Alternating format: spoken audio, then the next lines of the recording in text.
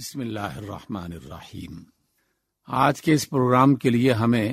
اکاڑا سے جناب ذوالقرنین صاحب نے خط لکھا ہے۔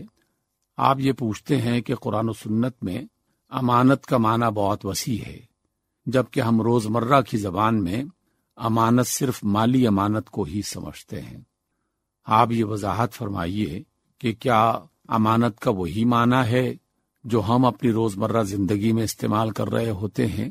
یا واقعی جو قرآن و سنت میں مطلب بتایا گیا ہے، جو مفہوم سکھایا گیا ہے، امانت کو ہمیں اس انداز میں دیکھنا چاہیے؟ جناب ذوالقرنین صاحب، آپ نے بہت اچھا سوال اس اعتبار سے کیا ہے کہ کچھ لفظوں کا اگر ہم صحیح معنی نہ جانتے ہوں تو پھر ساری زندگی یا ادھوری رہ جاتی ہے یا کسی غلط فہمی میں مبتلا رہتا ہے انسان، اور جو حق اسے ادا کرنا چاہیے کسی کام کا، کسی خیال کا، تو وہ حق ادا نہیں کر پاتا، کیونکہ جب بات ہی پوری سمجھ میں نہیں آئی تو پھر اس نے حق کیا ادا کرنا۔ اور ہم جس دور میں زندگی بسر کر رہے ہیں، یہ اس دور کا ایک المیہ ہے کہ بہت ساری ایسی اصطلاحیں جو ہم ادبی اعتبار سے، مذہبی اعتبار سے، دین کے اعتبار سے استعمال تو کرتے ہیں، لیکن اس کا صحیح اور مکمل معنی ہماری نظر میں نہیں ہوتا۔ ہم اس کے ادھورے معنی کے ساتھ ہی اپنی زندگی گزار دیتے ہیں۔ آپ نے خود ہی اس کا ذکر کیا کہ امانت کا جو لفظ ہے ہم عام طور پر مال کی امانت کے طور پر استعمال کرتے ہیں۔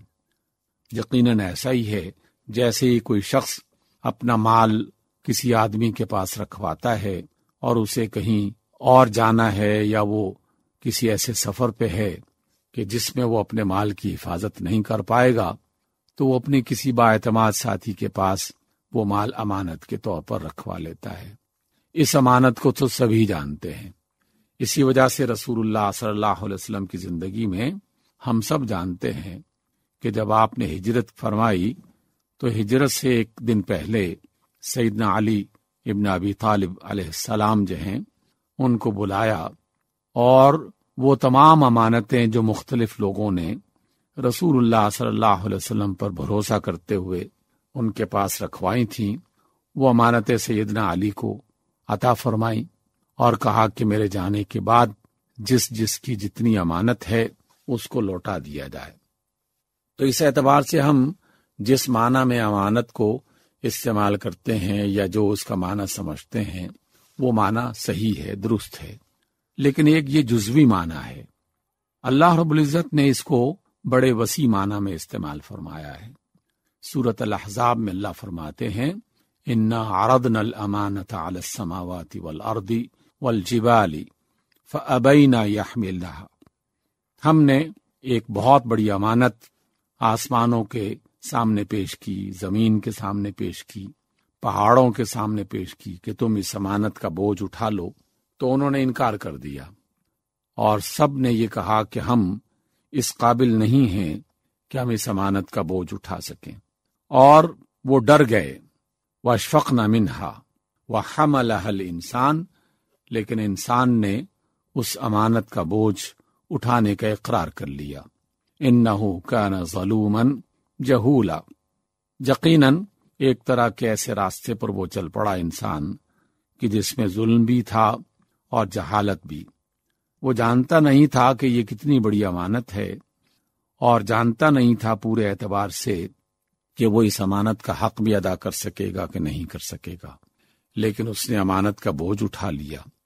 یہاں آسمانوں اور زمین اور پہاڑوں کے سامنے جس امانت کا ذکر کیا گیا ہے وہ کوئی مالی سونے چاندی کی شکل میں، سکے کی شکل میں، مال مویشی کی شکل میں کوئی امانت نہیں تھی، بلکہ وہ امانت اللہ کا پیغام، اللہ کا کلام، اللہ کے احکام تھے جو قرآن مجید کی شکل میں اللہ رب العزت نے انسان کو عطا کیا، اور اس سے پہلے سابقہ انبیاء کو بھی لوح محفوظ سے اسی طرح کا کلام اور اسی طرح کا پیغام امانت کے طور پر دیا جاتا رہا۔ تو ہر نبی اور رسول نے اللہ کا جو پیغام سیکھا، سیکھنے کے بعد لوگوں تک پہنچایا، وہ در حقیقت اللہ کی طرف سے امانت تھی۔ گویا کہ علم بھی ایک امانت ہے، اللہ کا کلام بھی ایک امانت ہے، اللہ کی طرف سے دی جانے والی ہدایت بھی ایک امانت ہے، اور رسول اللہ صلی اللہ علیہ وسلم نے ہر اعتبار سے اس امانت کو ادا کرنے کا حق پورا کیا، اور پورے سلیقے اور پورے اچھے طریقے سے اس امانت کو ادا فرمایا۔ اس امانت کا پہلا تقاضا یہ تھا کہ اللہ کی طرف سے جو بات بھی بتائی گئی ہے، جتنی بتائی گئی ہے، وہ پوری کی پوری بغیر کسی کمی بیشی کے دنیا کے انسانوں تک پہنچا دی جائے۔ تو رسول اللہ صلی اللہ علیہ وسلم نے واقعی اللہ تعالیٰ کا یہ کلام، اللہ کی طرف سے دی جانے والی یہ ہدایت، اس کا ایک ایک لفظ اور ایک ایک حرف پوری دیانت کے ساتھ انسانوں کو پہنچا دیا۔ اسی وجہ سے میں اکثر احباب سے اس کا تذکرہ کرتا ہوں کہ اللہ نے اگر ایک حرف امانت کے طور پر دیا تو آپ علیہ السلام نے وہ ایک حرف لوگوں کو بتا دیا۔ اللہ کا پیغام آتا ہے کہ اے نبی آپ کہیے قاف، تو اللہ کے رسول نے بھی فرمایا قاف، نون، تو اللہ کے رسول نے بھی فرمایا نون، اور اگر 2 حرف بتائے گئے تو اللہ کے رسول نے بھی ان 2 حرفوں کو لوگوں تک پہنچا دیا، طٰہٰ، یاسین۔ اور اگر 3 حرف بتائے گئے تو رسول اللہ صلی اللہ علیہ وسلم نے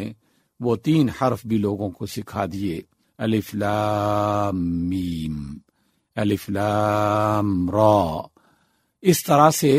جتنے حرف، جتنے لفظ، جتنی آیتیں،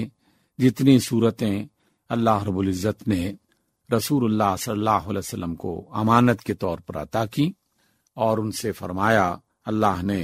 کہ تم نے اب یہ امانت لوگوں تک ہو بہو بغیر کسی کمی بیشی کے پہنچا دینی ہے۔ تو آپ صلی اللہ علیہ وسلم نے وہ پوری امانت لوگوں تک پہنچا دی، اور اس کا ایک حرف بھی نہیں چھپایا، نہ اس کو سابقہ قوموں کے لوگوں کی طرح نہ تبدیل کیا، نہ اس میں اضافہ کیا، نہ اپنی مرضی سے کوئی کمی کی، نہ یہود و نصارہ کی طرح سے اس میں کچھ چیزوں کو چھپا دیا، کچھ آیات کو حذف کر دیا، ایسا نہیں فرمایا، بلکہ ایک ایک حرف اور ایک ایک لفظ رسول اللہ صلی اللہ علیہ وسلم نے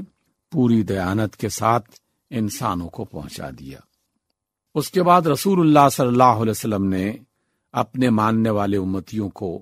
یہ ذمہ داری عطا کی کہ اب تم نے اس امانت کو دوسرے لوگوں تک پہنچانا ہے۔ خطبہ حجۃ الوداع کے موقع پر یہ جملہ آپ علیہ السلام کی جو زبان سے نکلا وہ باقاعدہ ایک ضرب المثل بن گیا، ایک جلی حروف میں لکھے جانے والی عبارت بن گئی۔ آپ علیہ السلام نے فرمایا فَلْيُبَلِّغِ الشَّاهِدُ الْغَائِبَ،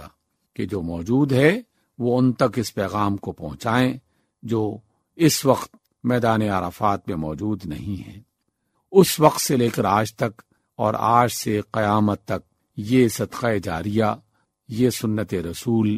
مسلسل اس پر عمل کیا جاتا رہے گا، اور اہل علم، اہل تقوی، اہل اخلاص، اللہ کو اور اس کے رسول کو پسند کرنے والے، اللہ سے اور اس کے رسول سے محبت کرنے والے اس کام کو قیامت تک جاری رکھیں گے۔ جیسے جیسے اللہ کی توفیق ملتی رہے گی کسی فرد کو، وہ اس کام کو اسی طریقے سے اچھے انداز میں کرتا رہے گا۔ تو اس اعتبار سے یہ امانت جو قرآن کی شکل میں، دین اسلام کی شکل میں ہمیں عطا کی گئی ہے رسول اللہ صلی اللہ علیہ وسلم کی طرف سے، اب اس کو پڑھنا، اس کو سیکھنا، اس پر عمل کرنا اور اسے دوسروں تک پہنچانا، یہ گویا کہ ہمارے ذمے ایک امانت لگ گئی ہے۔ اور اس امانت کا حق یہ ہے کہ جو بھی کام بتائے گئے ہیں ان تمام کاموں کو اختیار کیا جائے، یہ اللہ تعالیٰ کا حکم ہے۔ تو اس اعتبار سے علم بھی امانت ہے، اور مزید اگر اس کو آیات قرآنی اور رسول اللہ صلی اللہ علیہ وسلم کی تعلیمات کی روشنی میں دیکھا جائے تو انسان کو جو کچھ بھی عطا کیا گیا ہے، چاہے اس کی زندگی ہے یا اس کی جان ہے یا اس کا جسم ہے یا اس کی اولاد ہے یا اس کی صلاحیت ہے یا اس کو ملنے والا اختیار ہے، یہ ساری چیزیں جو کسی بھی انسان کے پاس ہوں، در حقیقت اللہ کی طرف سے یہ امانتیں ہیں، اور ان امانتوں کا حق یہ ہے کہ ان کو صحیح مقام پر، صحیح طریقے سے استعمال کیا جائے اور اس میں کسی قسم کی کوتاہی نہ برتی جائے۔ جس نے کوتاہی برتی گویا کہ اس نے امانت میں خیانت کی، اور اللہ تعالیٰ خیانت کرنے والے لوگوں کو پسند نہیں فرماتا۔